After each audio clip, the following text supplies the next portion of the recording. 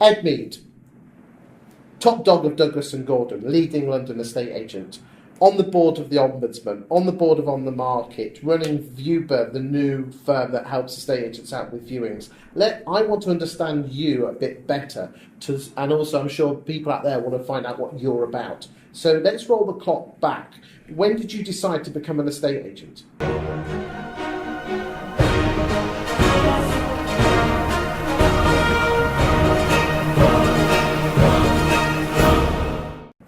And was that at the Mental Institute? Well, I think like a lot Come in a bit. Bring your seat in a bit more. There you go. Good.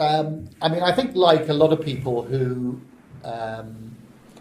start off in estate agency, it wasn't what they first wanted to do. It was the same for me. Do you think 18-year-olds want to become an estate agent nowadays? Well, I think if you lined 100 of them up and said, "Do you want to be an estate agent?" no one would put their hand up. Send them off to go and do what they want to do, and they can't do that. And then ask them, and I think a lot of them will think, "Oh, actually, that's not a bad thing to do." Now, that's a bit mean, but actually, estate agency has always been such an unpopular profession, which is really unfair because it's fantastic. I mean, but it didn't start like that for me. Basically, I went to a very good university, but I didn't. What did you read? Studied the course. I read mechanical engineering, which in those days was really difficult to do. Unfortunately, it was a bit too difficult for me to do. And all I did was have a good time. So come the end of the first year, I left, along with a couple of mates who'd similarly like me, not been doing a lot of work, came to London, and I think a family friend was the senior partner at Chesterton's in those days. Chesterton's in those days was an old-fashioned partnership. So I got a job as, you were literally articled. You weren't really paid anything. You were put in the offices, and you went around all the offices being trained. And I was in South Audley Street, Chelsea, Kensington, which was absolutely fantastic training. And what year was this then? This was 79, 80, okay. So right at the end of the 70s, and it was a great company to work for. But what they had a rather old-fashioned attitude to employees, which was that they assumed that you would just stay loyal. And actually, those days there was quite a big change going on in London because that's when the Shah had just been deposed in Iran, and there were a huge number of Iranians arriving in central London, particularly in South Kensington and Knightsbridge. And that market really started taking off at that stage. And so there were some really fantastic companies, very groovy companies starting up. And the perfect incubation, the perfect place for them to go and look for staff were places like Chesterton's. So Chesterton's just assumed we'd stay there and spend the next 30 years becoming a partner and whatever. And I didn't really fancy that very much. I could see, when I started doing a day release course to qualify as an RICS, as a surveyor. But I very quickly discovered I could sell. So I thought, well, bugger that for getting soldiers. I'm not going to go and wait and qualify. And then a company called Aylesfords. Aylesfords were a fantastic company. They're still run by Andrew Langton, the guy who had it back then, but he was just fantastic. Came along and employed me from there. So I had the next few years was spent in this extraordinary environment of selling sort of upper-end London property to all sorts of nationalities of people. You enjoying it? I absolutely loved it. Being an estate agent for me wasn't that difficult, but unfortunately it enabled me to enjoy enjoy life a bit too much. I had a rather sort of wild period in the 80s, and perhaps my work suffered. And what happened, I stayed with Aylesfords throughout that period, but then in about 1989, 88, 89, the only other person who's had a really significant effect on my estate agency career, a lady called Rebecca Reed, who's sadly now dead, started up a company called Reed Cunningham in Chelsea, and she brought together some really cool people, and it was a sort of what's the right word? It was an upper end agency, but with a great ethos. She was just a proper old fashioned agent anyway, and everything I learned from being at Chesterton's applied really well when I was at Reed Cunningham. But what I then discovered was that if you wanted to be in selling, and by that stage I was married and I was just beginning to sort of... What year was this? So this was sort of late 80s, early 90s, sort okay. of 1991. I was about to get married. You were running the office, having a time of your life? No, I was just a negotiator there. But it was fine. But I suddenly realised that I had perhaps a little bit more to offer. And in a one-man band like that, it's very, very difficult. It's a classic. How did you realise that? Well, I just looked Because at... self-awareness is a pretty. Not many people have got that. No, but I think it wasn't difficult looking at Rebecca. There was a lady called Eliza Lee who was a partner at Knight Frank later, sadly only died. I think she only died last year, sadly. These people were not going to move aside from me, so it was very, very clear that I had to stay where I was, or I wasn't going to be going anywhere. And at that time, I'd had a long friendship with a guy called Ivor Dickinson, I think he ran an office at Douglas and Gordon those days. Maybe he'd just been made MD. Michael Hodgson, who was the chief exec there, was someone I really respected. Anyway, their operation in Chelsea hadn't been really going that well. And Douglas and Gordon was a fantastic company, mainly based on lettings. Had a huge lettings portfolio. How many offices did they have at this time? They had 5 in those days. Okay. And it was mainly a lettings operation with a few sales offices. And they came to me and said, look, the Chelsea operation isn't really going very well. Would you like to? And for me, I thoroughly enjoyed being a salesman and being a negotiator at Reed Cunningham, but I wasn't that good. I mean, I was sort of just treading water, really. But the moment I took over that office, I was offered Chelsea to go and manage that office for Douglas and Gordon, and that was in 94, I think, 94, 95.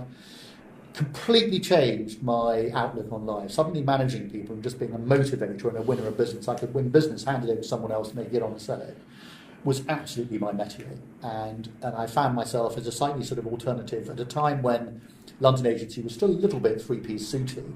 I was going to instructions on a motorbike wearing a red fleece and this sort of thing, and I really stood out from the opposition. And I think that's not a bad lesson for people, really, is to try and stand out from the opposition locally will make a difference. People will remember you. Indeed. And that was my light bulb moment. Changing from being... wearing a red fleece? No, that certainly was a light bulb moment, because people suddenly see me. But I suddenly... that was a light bulb moment from working out what I was good at. I suddenly realised that actually running an office and managing something, I was completely different as a deal doer on a different level. So you were pretty damn good at doing deals, but most of the times, good negotiators don't necessarily make good managers. What did you learn becoming a manager? It was all about people. It was just about managing people. It was about persuading people to do the best they could. And what were you good at that from day one, or did you learn any lessons? No, extraordinary. I was good at it from day one. It was just something which I could influence people to do things. And I found that not only could I influence people to give Douglas and Gordon business, but I could influence the guys to do what I wanted them to do. That's quite a rare talent. Could you surmise that to help the viewers who are finding it hard work to manage people? Well, I can't, but I think the best thing, the best illustration I can use is that fairly shortly after that, a company called J.G. Dean started doing our PR, and for some extraordinary reason, I was an absolute natural at the PR thing. And talking to people about if you're good at dealing with people and you're good at influencing people, PR is should be a natural thing could be a natural thing for you. So I think if people are listening and they feel they have they have that ability to be really good with people and influence people, think about parlaying that into some decent PR, because it will change the business. So suddenly there I was, Douglas and Gordon, Chelsea, mid-90s, spectacular, fun market. I mean, really, it was like the Wild West. It was just great. People were happy to pay the fees. We were doing 20 deals a month in the office, and it was a really good time to be an agent. But what changed for me as Ed Mead was, as I said, was this PR thing. Suddenly, people from newspapers were ringing out via this PR agency, and they were looking for stories. And everything in the past had always seemed to be a bit... people would sell their own book. So if someone was going in and doing an article or talking to they'd say, yes, it's a really good time to buy, whatever it was. Anyway, I started to say things exactly as they were. And the press really loved that. So I very quickly found myself not only talking to the press, but I did a column in the Telegraph for 10 years as the agent provocateur. I was a Sunday Times property expert. It was a really, really entertaining time to be able to put your opinions forward and have them listened to. So that increased the brand hugely. These guys here offered me a directorship. The business started to grow and grow and grow, and we went from however many offices it was up to sort of 18 offices over a 5 or 6 year period. So it was a really exciting time to be an agent. To be fair though, Chris, before you interrupt, that wasn't just me. It was a great time to be an agent. A lot of people were growing and doing really well. There was plenty of money around. It was a really exciting time to be a baby boomer and an estate agent. So I felt very lucky. So what you've said so far is that you joined Douglas and Gordon, you realised, light bulb moment, that you were damn good at being able to motivate people, which I think an awful lot of people are not very good at. And do you think that's a thing that can be trained to a point? I think it can be trained, but you can't falsify it. True. You either have the ability to... Influence is the wrong word, 'cause that sounds rather sinister, but it's the ability to... talk to people at their own level, just to be able to communicate with them. I think it's self-awareness and just don't think like yourself. Think about your person and your team and how to motivate them. I think to a point you can train that, but at the same time you can't change attitude. The second thing is use PR to your advantage. Is that what you're saying? And absolutely. I mean, I think PR is one of the great untapped resources. Because we're dealing with property, which, let's be honest, the British are obsessed about, and all we do as agents is tend to talk about ourselves, which is really weird. Yeah, whereas if you talk about the people that you're interacting with, people love hearing those stories. Because you do have a habit of telling people your honest thoughts. You don't spin anything, if you don't mind me saying. I've looked at your stuff. I mean, that can sometimes be a little bit of a disadvantage, obviously. Commerciality isn't always about the truth. Well, it's a terrible thing to say, but it isn't always about the truth. It's about spinning the truth sometimes. But I do think that it's worth saying that, for instance, the business I'm running at the moment, Viewber, it's grown almost entirely off the back of PR. And Douglas and Gordon acquired a punch way above its weight, purely because people just recognise the name Douglas and Gordon. Pete Rollins always used to say to me, well, because he was running Foxton's office in South Ken in those days, and he and I were big competitors.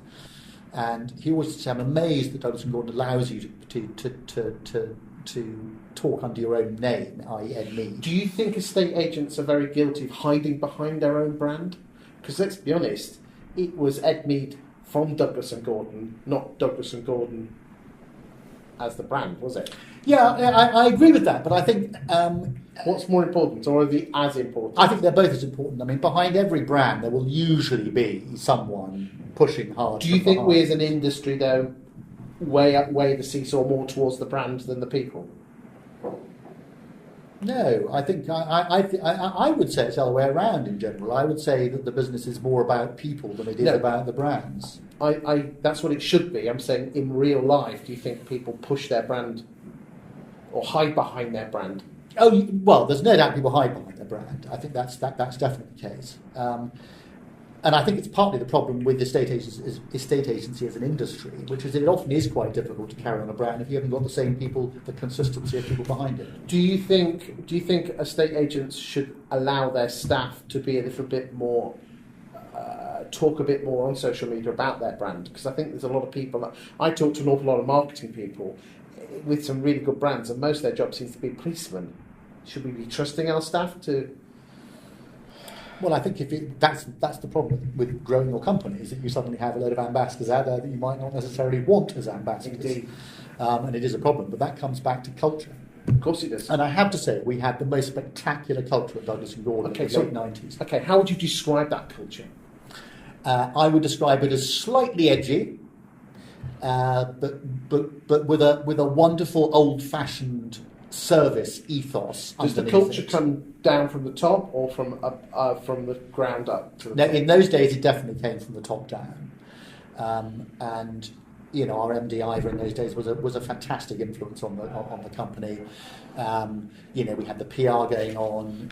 Our managers were trusted to go and do what they needed to do in the localities. It was a fantastic sort of setup. So when did you make MD then in Douglas and Gordon? Well, I was never MD. I was part of the MD sort of team running the business. Yes. And I think that what happened was post 0809. Clearly, the writing was on the wall to some extent for the business in London. That was. I'd been through crashes before. People forget that 88, 89 didn't recover till 90. It was 10 years of doldrums. So it's not like we hadn't been through this before. But the difference this time was in 0809, the recovery in Chelsea was unbelievably fast. It was. Because the currency dropping so like a brick, all the foreigners came in and bought very, very quickly. So the market bounced back very, very quickly. So people sort of thought, oh, this is a bit bad, and then thought, oh, it's not too bad actually, and made a bit of hay while the sun shone from sort of 2010, 11, 12.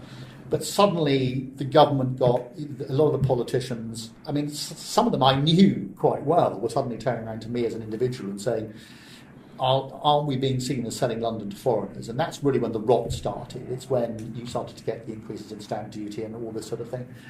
And I very quickly realised that things were changing and that the excitement had gone out of it a little bit. The team that I built, particularly in Chelsea, Douglas and Gordon, was... I was about to say getting it long in the tooth. They'll kill me for saying something like that.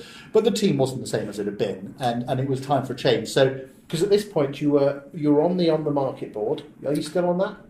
No. I haven't been on the market board now. Certainly since IPO. So for 7 or 8 months or whatever. Okay. And you're with the property ombudsman as well, aren't you? Still? Yeah. I mean, it's probably. That must have opened your eyes. Well, it was quite interesting because having acquired such a name from a PR perspective, so writing lots of columns, people hearing my name all over the place, I think a lot of people at organisations like the Property Ombudsman thought, well, actually, here's someone who is contributing to the industry. Yes. And actually, it led in 2012 to the RICS giving me a fellowship. So it's been, I don't think I've ever stopped and realised quite how much my voice had been heard. So these people asked me to go on their board because they felt, well, actually, here's someone who has got a voice. Yes. And enables us to talk. Well, that's one of the reasons I'm here, because normally I ask people to come up to Grantham, but I know what you Londoners are like. You go back home outside the M25, I know it's a different country. Well, that's very kind of you. That's very kind of you, Christopher. But I think that the voice that I'd spent a lot of time investing in having was suddenly paying dividends in that people were coming to me and saying, will you do this, will you do that, which is very gratifying. And I think it's been partly, actually, to be honest with you, it's partly why, having left Douglas and Gordon, it's why Viewber's been a success. It's because I've been able to... We've hardly spent anything on advertising, and you're flying. Yeah, how many viewings are you doing a month now? Well, we're doing about 5,000 a month, but more importantly, we're growing at about 20% a month. So it's growing very, very fast every month. So what made you start Viewber? What did you have? Was it like in the shower moment or in the bed moment? You think to yourself, I need to do something different? No, I think that there were big changes coming at Douglas and Gordon. I think that the estate agency industry has changed so much that the service ethos is. I'm not saying it's secondary because it obviously follows on to profit, but profit is much more important. And I think that the majority owners of Douglas and Gordon were looking at a change in culture in the business and wanted to change. And I was very much a part of the old setup. And I think that the new setup here is very much more orientated towards a modern service delivery. That sounds awful. It's much more looking at the bottom line, and I think that's what you need as an agency these days.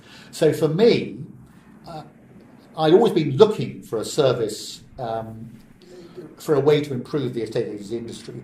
And actually, it was while I was walking around the field with my wife down in Dorset, she was saying to me, well, come on, what is there a problem with in your industry? And my biggest bugbear was always weekend viewings. It was always a nightmare for us. Saturday diaries were full by Wednesday. We never even used to open Sundays at all. So I said, I wish I had a service. And the Neds didn't want to do it. Well, they don't want to do it.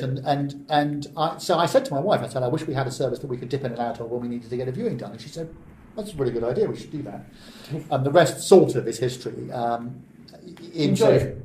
Yeah, I love it. I mean, the only difference is, I think it would be fair to say that having been an agent through the sort of 80s, 90s and noughties, you could work hard, but it was a great life. You had entertaining people around, there was lots of entertaining, you met some fascinating people, and there was plenty of money around.